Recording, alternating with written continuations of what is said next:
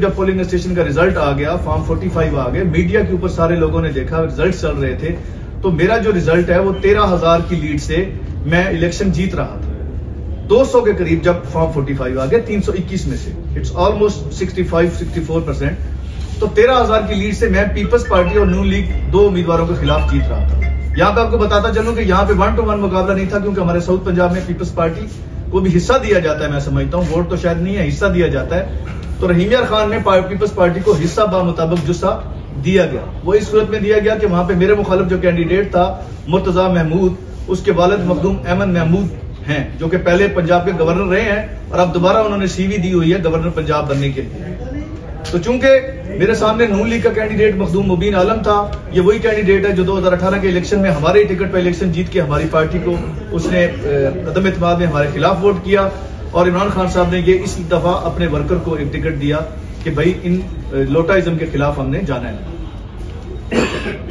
तो अहमद महमूद का जो बेटा मुर्तजा महमूद है, वो रात 13,000 लीड से मुझसे हारा था, और जो दूसरा नून लीग का कैंडिडेट है वो 17,000 की लीड से मुझसे रात को हारा था। 180 से 200 पोलिंग स्टेशन के रिजल्ट जब टीवी के ऊपर सारे रिजल्ट आ रहे थे, तो अचानक हमने ये देखा कि रिजल्ट रोक लिए गए।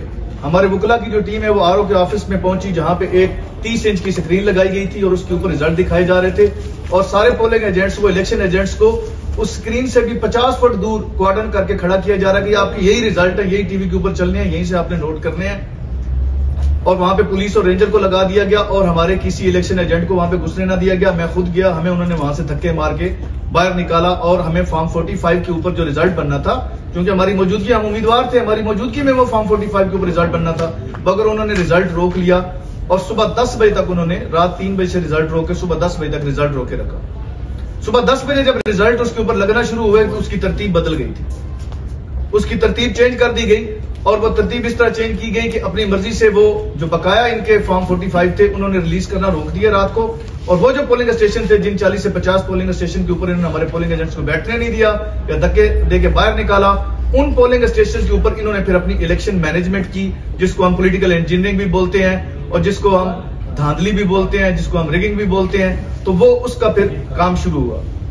वो जो फॉर्म 45 है वो सिर्फ फिर बाद में ना सिर्फ मुझे वो ना दिए गए, बल्कि जो नून लीग का कैंडिडेट था उसको भी ना दिए गए, क्योंकि वो सीट ऑलमोस्ट डिसाइड करके उन्होंने मुका करके पीपल्स पार्टी को मखदूम अहमद महमूद के बेटे मुर्तजा महमूद को दे दी। जब शाम को 5 बजे रिजल्ट अनाउंस हुआ फॉर्म 47 के ऊपर, उन्होंने बगैर किसी कैंडिडेट और हमारे किसी इलेक्शन एजेंट को बुलाए, उन्होंने फॉर्म 47 के ऊपर एक रिजल्ट अनाउंस कर दिया कि यही आपका रिजल्ट है एंड दैट्स इट। उस फॉर्म 47 के ऊपर मैं समझता हूं कि जो उन्होंने मन घड़त बनाया, उसके ऊपर उन्होंने पीपल्स पार्टी के 80,000 वोट डिक्लेयर किए हैं और नून लीग के 73,000 डिक्लेयर किए हैं और मेरे 71,000 समथिंग किए। मतलब मुझे 9,700 वोटों से हरा दिया गया, जो मैं रात 13,000 वोटों से जीत रहा था और 200 के करीब पोलिंग स्टेशन का रिजल्ट आ गया था। तो अगले 120 पोलिंग स्टेशन में ऐसा चमत्कार हुआ कि वो मेरी 13,000 की लीड भी खत्म होगी और उल्टा मुझे 9,700 वोटों से हरा दिया गया। हुआ ये कि उसमें 9,843 वोट उन्होंने रिजेक्टेड में डाल दिए, 9,843 वोट रिजेक्टेड में डाल दिए। और जो 16 पोलिंग स्टेशन जिसको हमने मेंशन किया, हम हाईकोर्ट में भी गए हैं, हम इलेक्शन कमीशन में भी गए हुए हैं, 16 पोलिंग स्टेशन के ऊपर उन्होंने बाकी 10,000 वोट जो है वो मैनेज करके वो इस तरह रिजल्ट बनाया कि पीपल्स पार्टी के आ रहे हैं 864 तो मेरे आ रहे हैं 20, पीपल्स पार्टी के आ रहे हैं 742 तो मेरे आ रहे हैं 30। इस तरह करके उन्होंने 16-17 पोलिंग स्टेशन के ऊपर मैनेज करके वो हमारी लीड खत्म कर दी। और बकाया जो उनको जीत कर आया वो हमने उन्होंने रिजेक्टेड वोटों की तादाद बढ़ा के, जब हमने उनसे मुतालबा किया कि भाई फॉर्म 47 आपने फॉर्म 45 एक बेसिक डॉक्यूमेंट है, उसकी बुनियाद पे आपने बनाना है, तो आप हमें दिखाएं फॉर्म 45 कौन सा जिसके ऊपर आपने फॉर्म 47 क्रिएट किया है। तो वो आरओ साहब जो हैं वो इस बात से मुनकर हो गए कि हम आपको फॉर्म 45 नहीं दिखाएंगे।